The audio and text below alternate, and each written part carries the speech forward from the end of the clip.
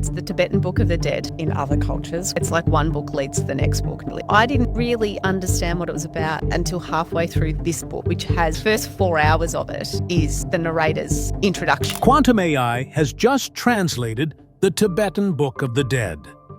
Not with a team of monks or scholars hovering over it for decades. No, this AI unraveled ancient, symbolic, esoteric texts that even experts have struggled with for centuries. And what it uncovered? Creepy. You must whisper it into the ear of the dying, and then they will move into this in-between. And it's like, whoa. And I just find it fascinating that us humans, they had the Buddha's teaching. But here's the craziest part. Some of the things it discovered, they match eerily with theories from modern physics and even secret writings found in ancient temples halfway across the world. So whatever you do, don't blink. Don't click away. Because by the end of this video, you will be looking at the world differently. The origins and purpose of the Tibetan Book of the Dead. The origins of the Tibetan Book of the Dead, formerly known as the Bardo Thodol, have long intrigued historians, spiritual seekers, and skeptics alike. On the surface, it's a book about death and what happens after. But once you dig a little deeper, you realize it's also a story about hidden wisdom, ancient teachers, and the idea that some knowledge is just too powerful to be shared until the right time. Many people have wondered, who exactly wrote this text, and why was it hidden away for centuries? Scholars have pointed to the 14th century for its composition, but Tibetan legends take the story much further back. According to tradition, the book's true beginnings can be traced to the 8th century during the reign of Emperor Trisong Detsen. The emperor invited Padmasambhava, also called Guru Rinpoche, to Tibet to help deal with some powerful negative energies that were supposedly blocking the spread of Buddhism.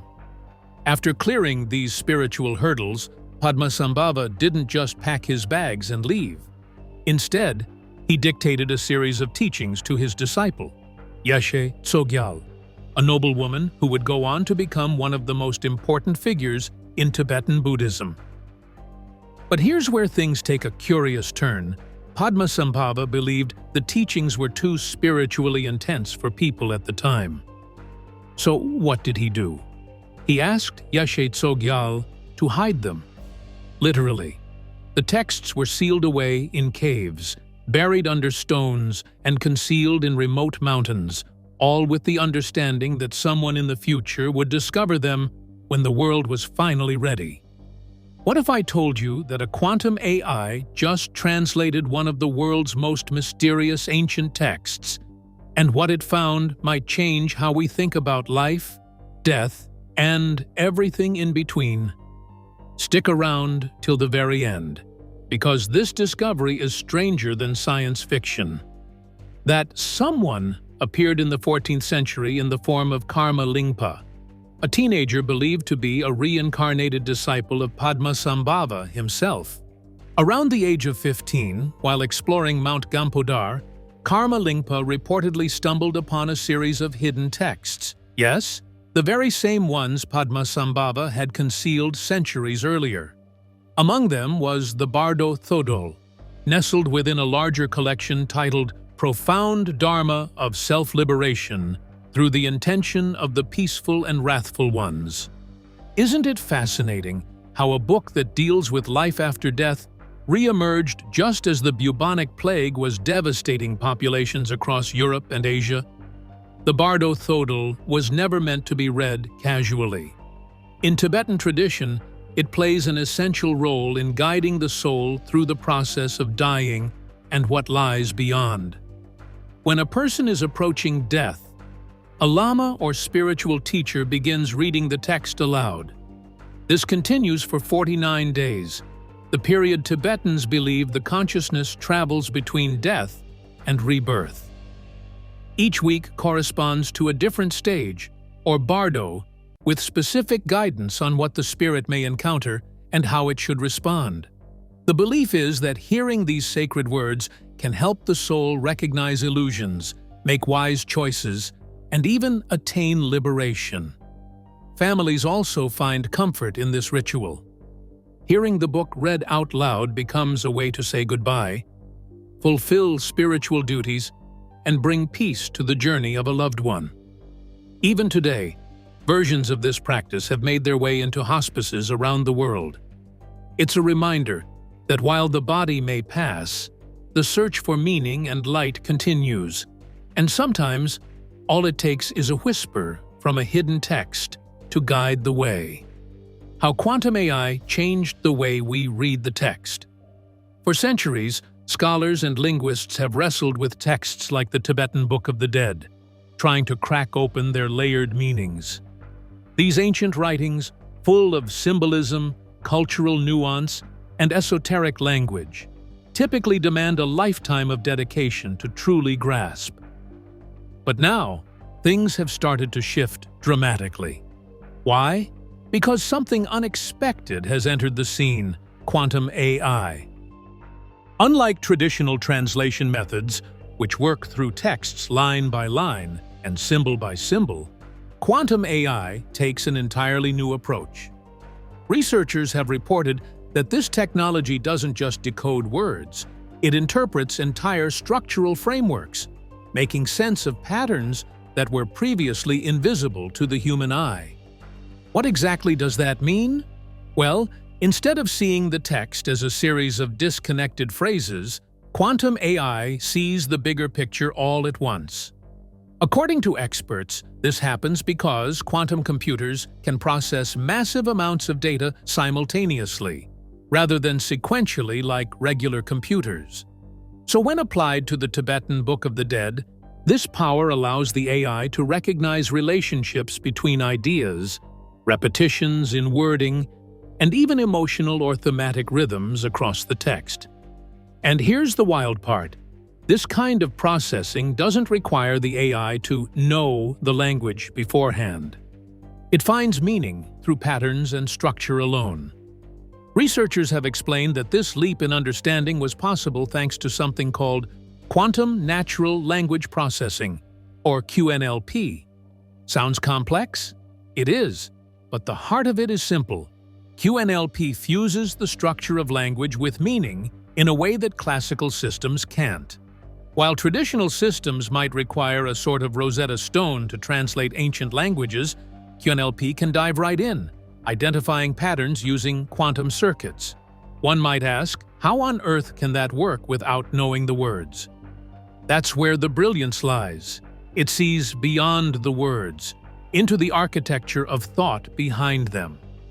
Interestingly, scientists from the University of Notre Dame developed a model that doesn't just read, it learns from how humans understand ancient texts.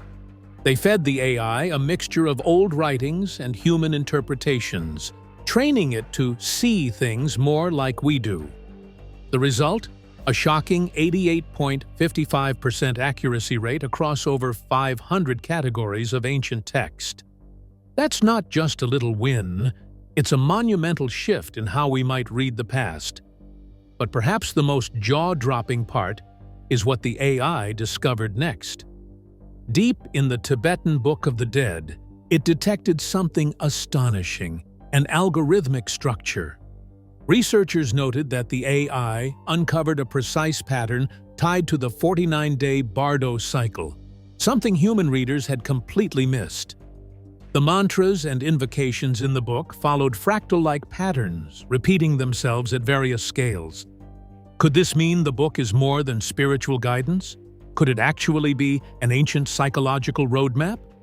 In the end, it seems that with quantum AI's help, we're not just reading the Tibetan Book of the Dead, we're decoding an ancient blueprint of consciousness itself. And for the first time, humanity might be stepping beyond translation and into true understanding. Isn't that something worth pausing to think about? If that doesn't give you goosebumps, just wait, because what the AI revealed next might just change the way you see your own mind. So don't blink, don't scroll, and definitely don't look away now, because what comes next is the part you'll be thinking about for a long time.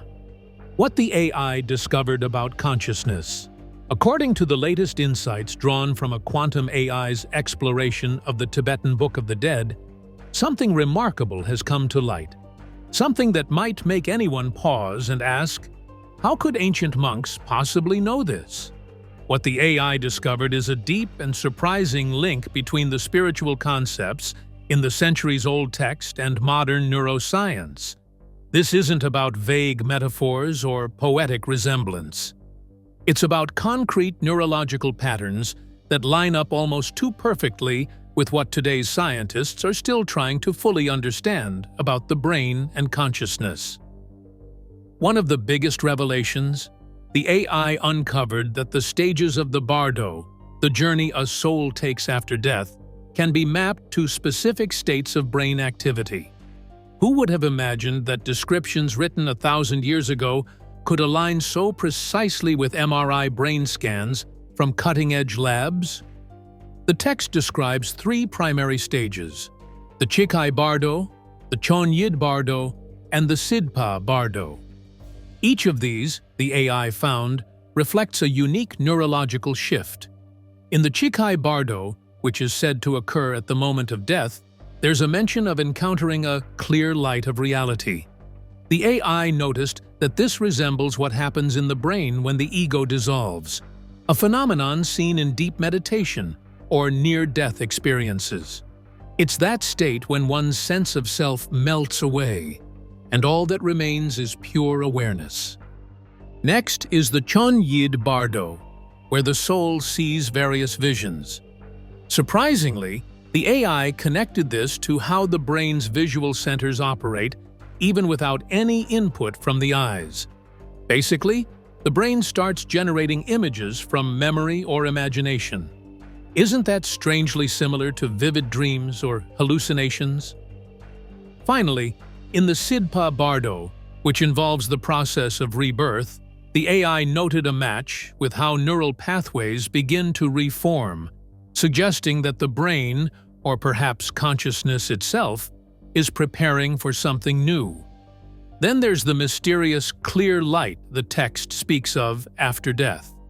Many people might dismiss this as just symbolic language, but the AI linked it to modern studies on ego dissolution. Scientists have observed that in certain brain states, particularly under psychedelics or intense spiritual practice, the regions responsible for the sense of self seem to shut down. People in those states report feelings of unity, peace, and timelessness. The Tibetan text seems to have described this centuries ago with uncanny precision. Another part that caught the AI's attention was how the text describes the ability to perceive others' emotions or thoughts after death. Could this be poetic exaggeration? Or does it touch on a real phenomenon?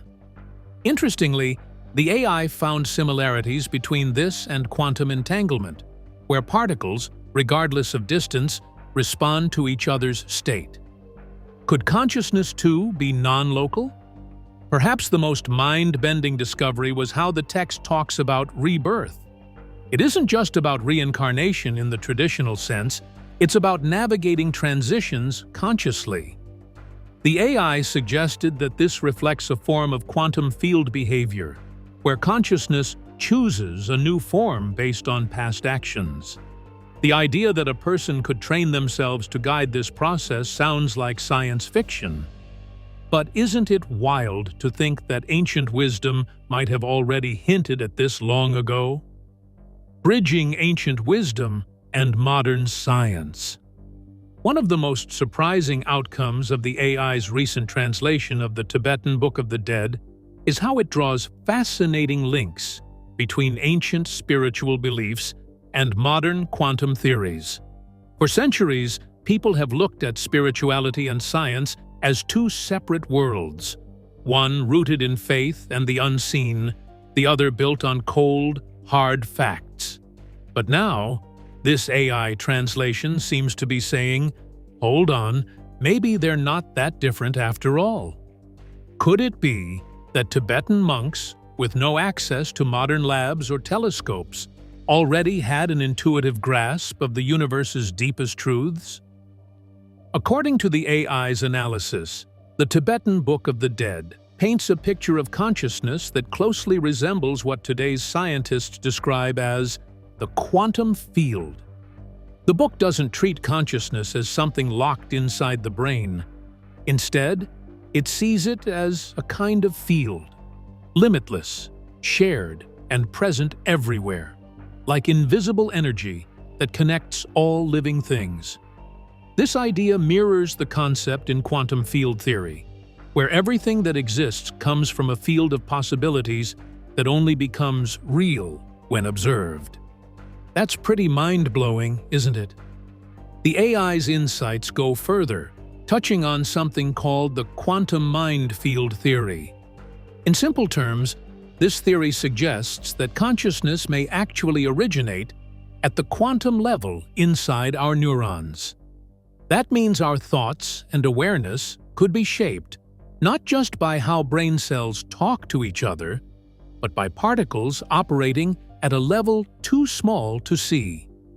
The Tibetan Book of the Dead describes states of being, called the bardo, that seem to reflect this.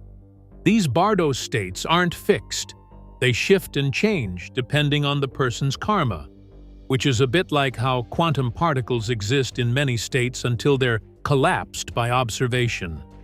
In other words, what the Tibetan masters were saying thousands of years ago about the mind being fluid, ever-changing, and not tied down to the body, now sounds a lot like what quantum physicists are saying today. Could it be that ancient wisdom already knew what science is just starting to figure out? That's the part that makes people pause and say, wait, what? The text also draws on Vedic philosophy, calling this vast conscious field Brahman. Brahman is described as the ultimate reality that is both within and beyond everything we can see or touch. And if that sounds familiar, it should. It lines up beautifully with the quantum idea that everything is connected through a single, unified field. So now the question becomes, is it possible that what we call spiritual awakening is really just tuning in to this quantum field? Are meditation and prayer simply ways to align ourselves with what's already out there in the universe? Whether one is a believer, a scientist, or just curious, these discoveries challenge the old divide between science and spirit. The lines are blurring, and maybe they were never all that separate to begin with. Parallels with Penrose Hameroff's Orch-OR model. It's quite astonishing how a spiritual text written over 1,000 years ago might actually be hinting at ideas that modern science is just beginning to understand. When researchers and readers alike came across the Tibetan Book of the Dead's descriptions of consciousness, some were quick to dismiss it as mere metaphor or mystical poetry. But now, there's a growing conversation. What if it wasn't just poetic language? Could ancient wisdom have stumbled upon something that science is only now beginning to decode? That's exactly the question that comes up when you compare these ancient insights with the orchestrated objective reduction theory, more simply known as Orch-OR. Developed by physicist Roger Penrose and anesthesiologist Stuart Hameroff, this theory suggests that consciousness doesn't just emerge from brain chemistry or neural networks. Instead, it arises from quantum-level processes within microscopic structures in brain cells known as microtubules. Sounds like science fiction? Maybe, but their idea is that these tiny structures allow for quantum computations, meaning our very awareness might originate from quantum activity happening deep within the brain. According to the theory, consciousness arises during something called objective reduction, which is essentially a collapse in a quantum system that results in a moment of awareness. It's not just guesswork either. A study published in 2024 found actual evidence of coherent quantum behavior, called superradiance, in networks of tryptophan, a protein found in biological systems even in warm and messy environments like our bodies. That's a big deal. Traditionally, quantum effects were only thought possible in ultra-cold, highly controlled environments. So what does this mean? Well, it could give physical evidence for how consciousness, as described in ancient spiritual texts, might actually work in the brain. But here's where it gets even more curious. It's not just about what the texts are saying, but how they say it. If you take a closer look at the language used in quantum physics, many of its most important terms, like spin, entanglement, or tunneling, actually began as metaphors. They weren't meant to be literal, but they stuck. The same goes for the Tibetan Book of the Dead. Its descriptions of non-material experiences often rely on symbolic or metaphorical language.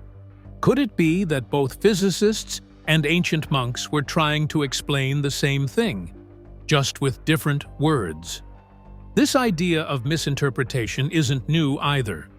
Think about how scholars once misunderstood Egyptian hieroglyphs. For years, they thought each symbol stood for an idea. But in reality, many were phonetic, representing sounds, not thoughts. That mistake delayed our understanding for centuries. Could the same mistake be happening now with quantum physics? Maybe the weirdness of quantum mechanics isn't because nature is strange, but because we're trying to force it into our own limited framework. In the end, what we might be seeing is a bridge, a symbolic and scientific one, between ancient wisdom and modern research. Could it be that both traditions are, in their own unique ways, trying to explain the same mysterious thing, consciousness itself? It's not just poetic. It's starting to feel probable. And that's exactly why you'll want to stay right here with me till the very end. Because what comes next will challenge everything you think you know about belief, technology, and the soul. The future of spiritual practice in a technological age. As technology continues to reshape how people live, work, and even connect with one another, it's also beginning to influence something far more personal and profound: spiritual practice. For centuries, Buddhist meditation techniques and Dharma teachings were passed down in temples, through quiet, one-on-one instruction and community gatherings. But now, they're showing up in places no one would have imagined just a decade ago. Inside virtual reality headsets, meditation apps, and AI-guided platforms. Some might ask, can technology really bring people closer to enlightenment? It's a fair question, and one that more people seem to be answering with cautious curiosity. Virtual reality, in particular, is playing a surprising role. It's not just for gamers anymore.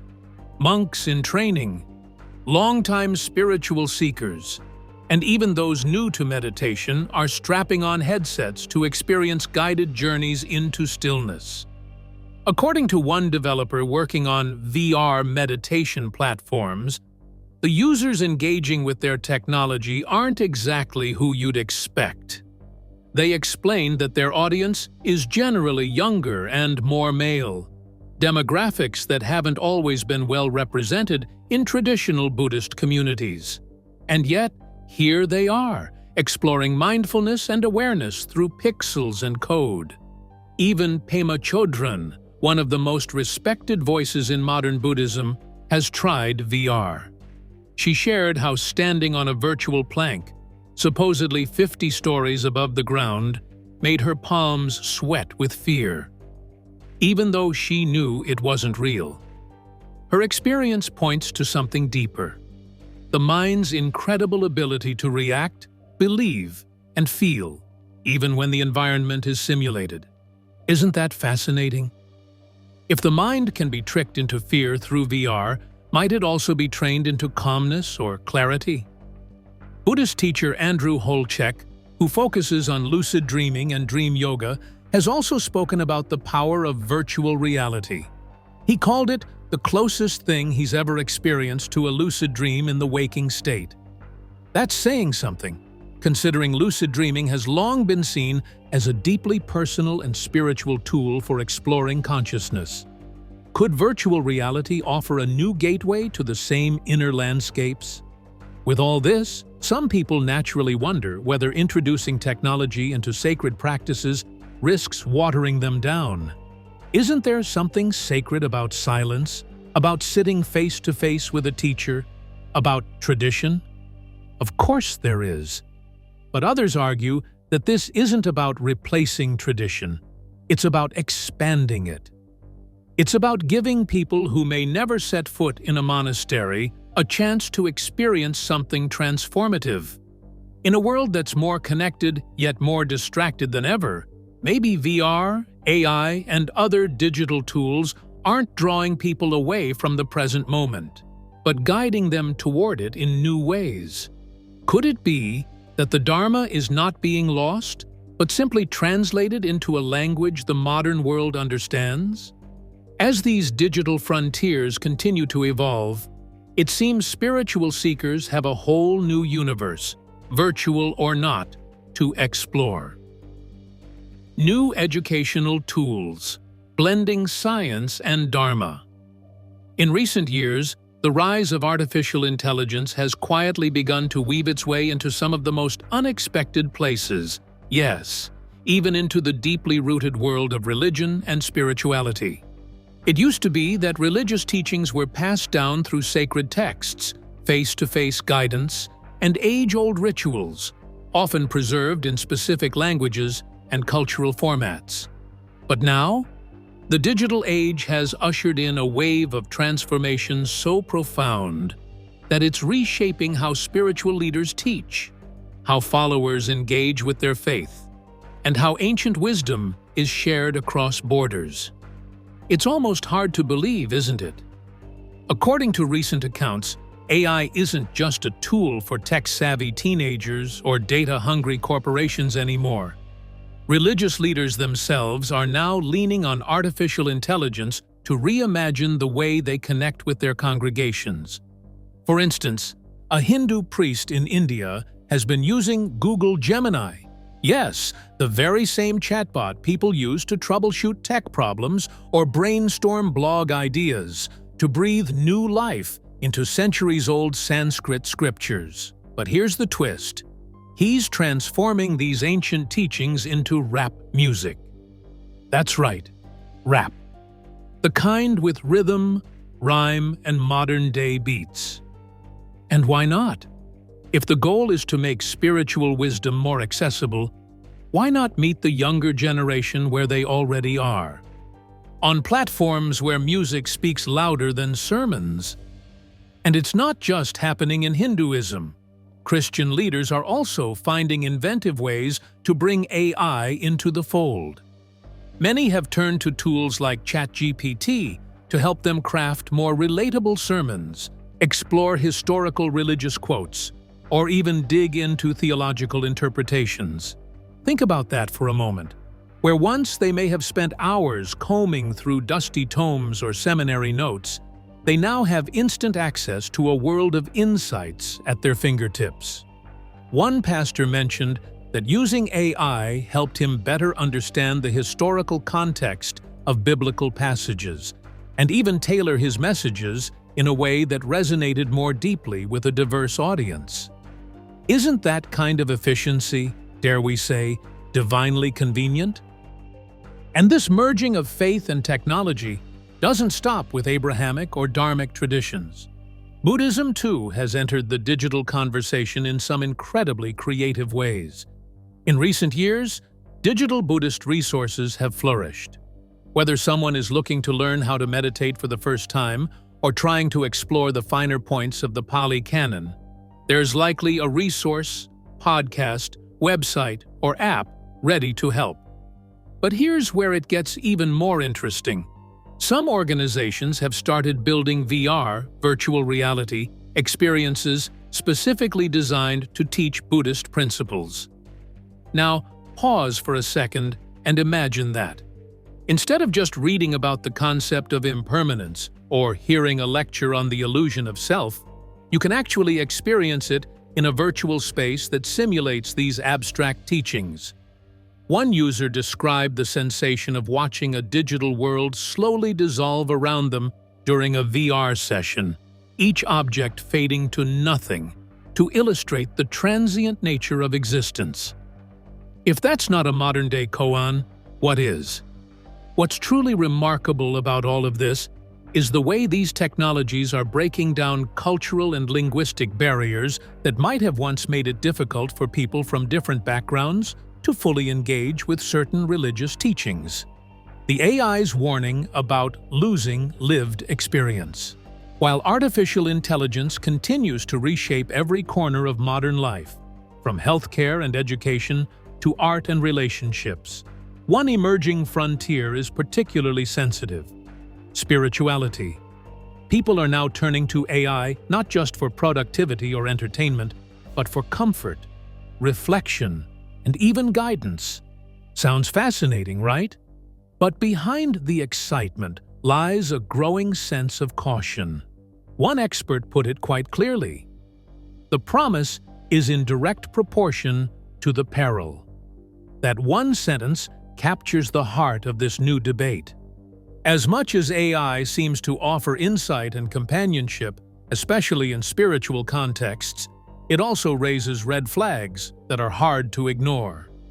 At the center of the concern is this uncomfortable truth: AI may be smart, but it doesn't have a soul. It doesn't have values, emotions, or a sense of right and wrong. As the expert warned, AI has no moral compass. Unlike a human spiritual teacher who brings lived experience, compassion, and ethical understanding into the conversation. That lack of a moral center could mean people end up relying on a machine for deeply personal questions that really need human empathy and wisdom. And if someone starts looking to a chatbot for life direction or emotional healing, isn't there a risk that they might lose sight of what's real and grounded? OpenAI CEO Sam Altman has openly said that people could develop problematic parasocial relationships with AI systems. That's when someone feels emotionally connected to something that can't return the feeling.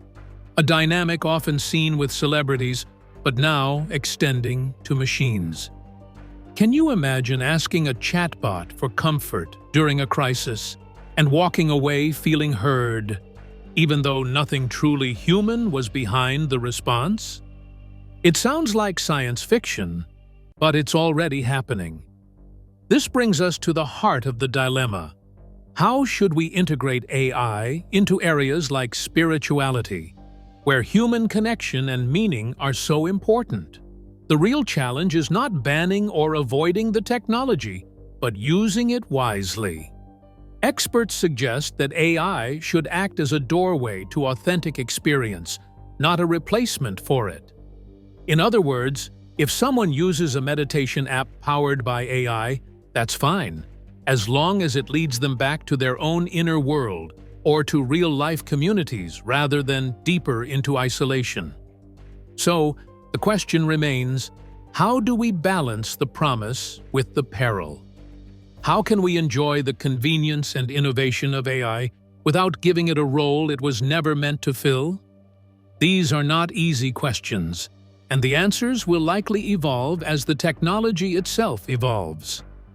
But one thing is certain: when it comes to matters of the heart, the spirit, and the soul, machines can assist, but they can never truly replace.